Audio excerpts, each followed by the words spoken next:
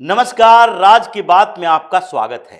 5 चरण का चुनाव हो चुका है और विपक्ष पगलाया हुआ है। जिन राज्यों में विपक्षी गठबंधन की पार्टियों की सरकारें हैं, वहां पर एक नई साजिश की जा रही है कि अब अगले 2 चरणों में चुनाव से पहले अगर इन लोगों ने रणनीति नहीं बदली तो फिर ये सम्मान प्रतिष्ठा बचाने के लायक नहीं रह जाएंगे। सच में पीएम मोदी जिस तरीके से चुनाव प्रचार कर रहे हैं और लोगों का भरोसा जीत रहे हैं, उसमें 400 पार एनडीए हो जाएगी। और इसलिए जहां जहां इन पार्टियों की सरकारें हैं, वहां पर एक नई रणनीति, जिसे साजिश कहा जा सकता है, वो बनाया जाने लगा। एक तरफ अरविंद केजरीवाल इस बात से डरा हुआ है कि दिल्ली में तो हम कुछ नहीं कर सकते, क्योंकि दिल्ली में भारतीय जनता पार्टी 7 की 7 सीटें जीतने वाली है।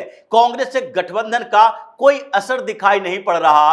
उन्होंने जहां पर अपने कैंडिडेट खड़ा किए हैं, वहां पर कांग्रेस का कोई बड़ा नेता प्रचार भी नहीं कर रहा। इसलिए आम आदमी पार्टी को इस बात का डर सता रहा है कि जो कांग्रेस के वोटर हैं, वो उन सीटों पर, यानी 4 लोकसभा सीटों पर पीएम मोदी को वोट देने वाले हैं और इसलिए उन क्षेत्रों में हमारा वोट परसेंटेज भी कम होने वाला है। एक तरफ राहुल गांधी चुनाव प्रचार कर रहे हैं दिल्ली के अंदर, एक जो चांदनी चौक में उन्होंने जनसभा की, उसमें भी केजरीवाल को नहीं बुलाया, आम आदमी पार्टी के किसी बड़े नेता को मंच पर नहीं रखा। और दूसरी तरफ ये जो north east Delhi, north west Delhi में प्रचार कर रहे हैं, वहां भी इन लोगों को कोई जगह नहीं दी गई। इसलिए दिल्ली में तो कुछ नहीं होने वाला है, लेकिन पंजाब तो है। पंजाब में भारतीय जनता पार्टी बहुत मजबूत स्थिति में नहीं है, लेकिन फिर भी अकाली दल और भारतीय जनता पार्टी, ये दोनों भले ही अलग हो चुके हैं, लेकिन अकाली दल फिर से रिवाइव कर सकते हैं पंजाब में, क्योंकि आम आदमी पार्टी और कांग्रेस का दिल्ली में गठबंधन पंजाब में असर डाल रहा है। और उसी तरीके से ममता बनर्जी को लग रहा है कि अब आगे 2 चरणों के चुनाव में अगर हमने कोई ऐसा कांड नहीं किया जिससे कि मुसलमान खुश हो, तो फिर आगे के 2 चरणों के चुनाव में हमारी साख खत्म हो जाएगी। और फिर लोकसभा चुनाव का जब परिणाम आएगा, ये ममता बनर्जी की पार्टी जो पिछली बार 22 सीटों पर जीत हासिल की थी, वो धीरे धीरे घटता हुआ इस बार 10 से 15 सीटों पर सिमट जाएगी। और ये परेशानी हर विपक्षी पार्टियों के अंदर है, इसलिए नई साजिश की जा रही है। सबसे पहले देखिए पंजाब में क्या चल रहा है। इसलिए भगवंत मान और अरविंद केजरीवाल दोनों को कड़ी चेतावनी दी गई है, क्योंकि पंजाब में पीएम मोदी की रैली होनी है और पटियाला में जो रैली होनी है, परिणीत कौर के पक्ष में, वो है कैप्टन अमरिंदर सिंह की पत्नी। और पहले वो कांग्रेस में थी, पिछली बार चुनाव जीत चुकी है कांग्रेस से। पिछली बार के चुनाव की अगर बात करें तो आम आदमी पार्टी वहां केवल 4% वोट ले आई थी, और इस बार आम आदमी पार्टी और कांग्रेस दोनों उम्मीदवार वो हैं जो कि आपस में झगड़ते रहे हैं। एक तरफ कांग्रेस ने धर्मवीर गांधी को उम्मीदवार बनाया है, जो कि पहले आम आदमी पार्टी के सांसद रह चुके हैं और केजरीवाल को जमकर गालियां देते हैं, क्योंकि पहली बार आम आदमी पार्टी ने 2014 में लोकसभा का चुनाव जब लड़ा था, तो पंजाब ही ऐसी जगह थी जहां से 4 लोकसभा सांसद उसे मिले थे। और यही आधार था कि 2017, 2022 हर विधानसभा चुनाव में पंजाब पर टारगेट किए हुए था अरविंद केजरीवाल। लेकिन इस बार जो धर्मवीर गांधी हैं, वो भी अरविंद केजरीवाल पर ज्यादा अटैक कर रहे हैं बनिस्बत भारतीय जनता पार्टी की परिणीत कौर के अपेक्षा। लेकिन वहां पर इन लोगों ने पूरे पंजाब में मैसेज देने के लिए एक साजिश रची, और वो साजिश है ये दलाल प्रदर्शनकारी किसानों के साथ मिलकर। ये पहले ही इस पूरे माहौल को चेंज करने की कोशिश कर चुके थे, जब पंजाब के कुछ किसानों ने दिल्ली कूच करने की तैयारी की। हालांकि उस समय हरियाणा के मुख्यमंत्री रहे मनोहर लाल खट्टर ने इनके पूरे एजेंडे को तोड़ दिया। जब पंजाब से इन दलाल किसानों का जत्था दिल्ली की तरफ बढ़ा, तो शंभू बॉर्डर पर इन लोगों की ऐसी कुटाई हुई कि ये वहां से आगे बढ़ने की स्थिति में नहीं रहे। लेकिन फिर भी कुछ किसान जो कि इन दलाल नेताओं के चक्कर में फंसकर वहां रेल की पटरियों पर कुछ तंबू लगाकर बैठे हुए थे।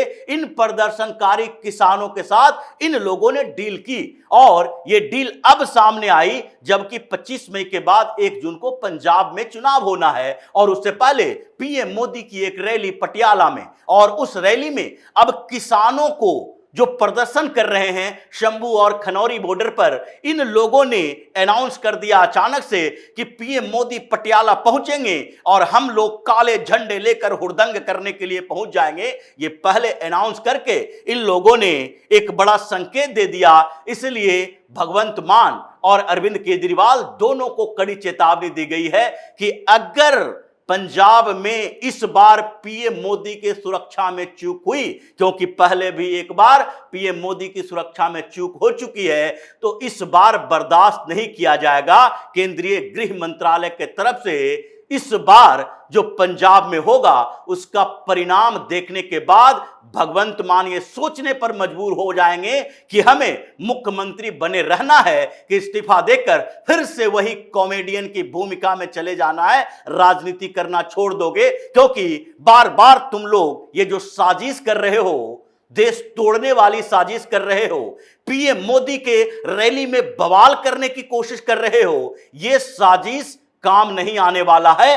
अगर वहां पर ये लोग पहुंच गए हंगामा करने के लिए, तो पहले से ही पैरामिलिट्री फोर्सेस वहां पर मौजूद हैं और इन लोगों की ऐसी कुटाई होगी जो शंभू बॉर्डर पर भी देखने को नहीं मिला था। चप्पे चप्पे पर सुरक्षा बल के जवान तैनात होंगे और तुम जो कि वहां पर पूरे पंजाब के लिए एक संदेश लेकर गए हो कि अगर वहां पर पीएम मोदी की रैली में 200, 500, 600 कुछ किसान जाकर वहां पर प्रदर्शन कर दें, हंगामा कर दें, और उसके बाद क्या होगा, पूरे पंजाब में मैसेज जाएगा कि देखो भारतीय जनता पार्टी से, पीएम मोदी से किसान कितने नाराज हैं। किसान का मतलब यह नहीं होता है कि 2000, 1000, 500 कहीं भी किसी जगह पर जुट गए और रेल की पटरियों पर बैठकर 40-45 दिनों तक रेलवे को डिस्टर्ब किए। ये किसान नहीं है, बल्कि ये डिस्टर्बिंग एलिमेंट है, एंटी सोशल एलिमेंट है, जो कि देश के विकास को रोकने की कोशिश करते हैं और इसमें पीछे से सहयोग मिलता है इन्हीं विपक्षी पार्टी के नेताओं को, और उसमें भगवंत मान की सरकार वहां, अरविंद केजरीवाल की कॉन्स्पिरेसी वहां, जो खालिस्तानियों से अपने पार्टी के लिए पैसा लेता रहा, जिसका एनआईए जांच कर रही है, जिसके ऊपर ईडी ने बड़ा खुलासा किया है कि देखो आम आदमी पार्टी ये फॉरेन फंडिंग जो ले रही थी, उसमें खालिस्तानी गुट के लोग कैसे इनको पैसे भेज रहे थे ताकि पंजाब में ऐसी व्यवस्था हो कि आगे कुछ सालों के अंदर वहां खालिस्तानियों का समर्थन बेस बढ़े। लेकिन अब यह होने वाला नहीं है। पटियाला में पीएम मोदी की रैली के बीच अगर किसी ने इस तरह का डिस्टरबेंस किया, अगर किसी ने हंगामा बवाल खड़ा करने की कोशिश की, तो पैरामिलिट्री फोर्सेस इसका वो हाल करेगी जो फिर जिंदगी भर ये लोग प्रदर्शन करने के लायक नहीं रहेंगे। ऐसी व्यवस्था है। और इसके बाद तो अरविंद केजरीवाल और भगवंत मान पर जो आफतों का पहाड़ टूटेगा, वो इस राजनीतिक घटना की एक मिसाल पेश करेगा। लेकिन यह अरविंद केजरीवाल और भगवंत मान की बात नहीं है, यह सिर्फ राहुल गांधी की बात नहीं है। इससे भी ज्यादा खतरनाक ममता बनर्जी के राज्य में चल रहा है। जिस तरीके से रात भर ये ममता बनर्जी के गुंडों ने तांडव किया और उस जगह पर, जिस जगह के लोगों ने ममता बनर्जी को उस समय हराया जब उनकी पार्टी की जीत हुई थी, ये नंदीग्राम में, जो रात भर ममता बनर्जी के गुंडों ने हंगामा खड़ा किया, धारदार हथियारों से हमला किया, भारतीय जनता पार्टी की एक महिला वर्कर की हत्या कर दी, 6-7 लोग घायल हैं, और ये लोग घूम घूम कर धमकियां दे रहा था कि अगर इस बार टीएमसी के लिए वोट नहीं किए तो तुम्हें चुनाव के बाद इसका परिणाम देखने को मिलेगा। जैसे पोस्ट पोल वायलेंस पिछली बार टीएमसी की जीत के बावजूद हुई थी कि चुन चुन कर उन जगहों को चिन्हित किया गया था जहां पर टीएमसी को वोट कम मिले थे और उसके बाद उन जगहों पर इन लोगों ने आगजनी की, हत्या की, हिंसा की। इस हत्याकांड में ममता बनर्जी भी फंस गई है, क्योंकि ये पूरे मामले को समझिए कि नंदीग्राम में अचानक से ऐसा क्या हो गया कि इन लोगों ने आरोप लगाया भारतीय जनता पार्टी और टीएमसी के कार्यकर्ता भिड़ गए हैं। क्या सही में ये कार्यकर्ताओं की भिड़ंत थी? क्योंकि उस क्षेत्र में अभी 5वें चरण के बाद छठे चरण में चुनाव होना है, 25 मई को चुनाव होना है और वहां पर अधिकारी बंधुओं का वर्चस्व है। अधिकारी परिवार अब भारतीय जनता पार्टी के साथ है। शुभेंदु अधिकारी भारतीय जनता पार्टी के नेता प्रतिपक्ष वहां हैं। तो ऐसे में ममता बनर्जी अचानक से क्यों बौखलाई है, उसके पीछे की एक और बड़ी वजह कलकत्ता हाईकोर्ट से आया हुआ वो फैसला है। क्योंकि कल ही कलकत्ता हाईकोर्ट एक फैसला देता है और उस फैसले में कहता है कि ममता बनर्जी की सरकार ने गलत तरीके से मुसलमानों को ओबीसी के कोटे में डाला है और इसलिए जितने ओबीसी सर्टिफिकेट 2010 के बाद बनाए गए उसको रद्द किया जाता है। 5 लाख से ज्यादा ओबीसी सर्टिफिकेट को रद्द कर दिया गया।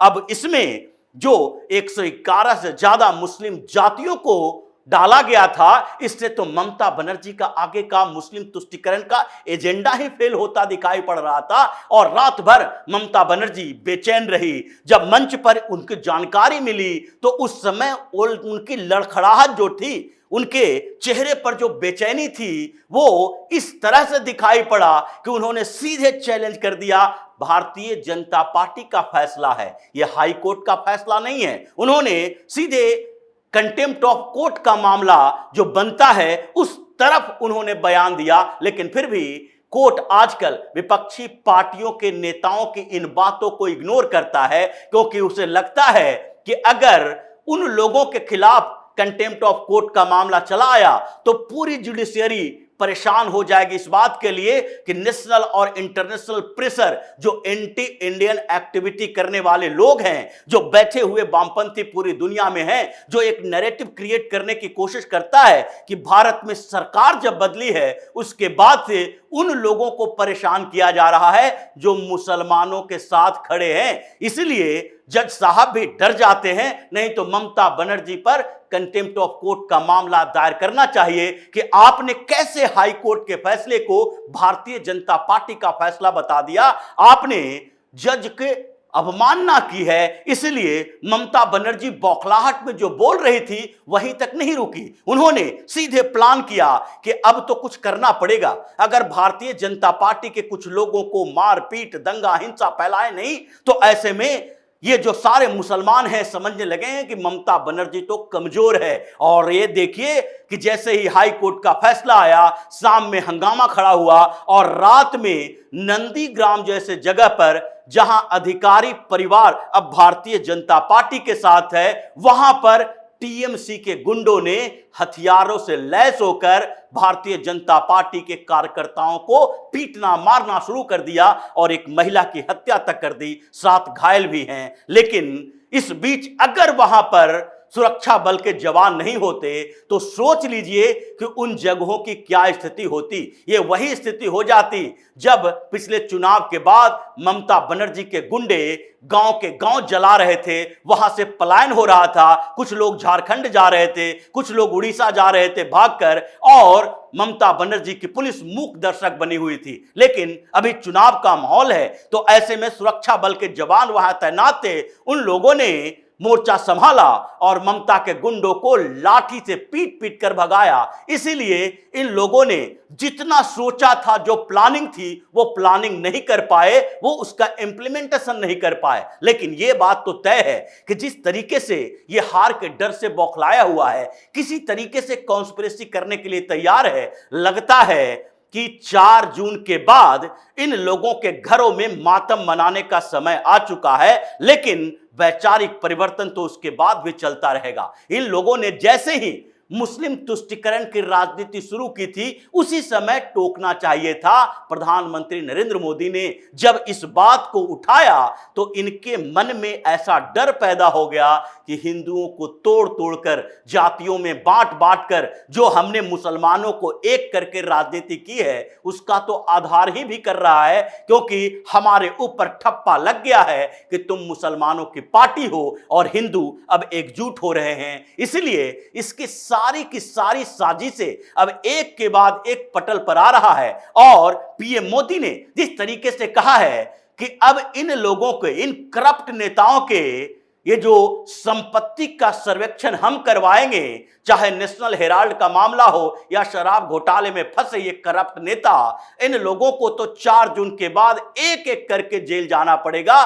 घबराहट इस बात के लिए भी है और इसलिए नई नई साजिश ये लोग कर रहा है। तो इसी तरह की खबरों के साथ फिर से हाजिर होंगे, तब तक के लिए बने रहिए हमारे साथ और देते रहिए हमें सहयोग, ताकि इसी तरह की खबर हम आपके लाते रहे। धन्यवाद।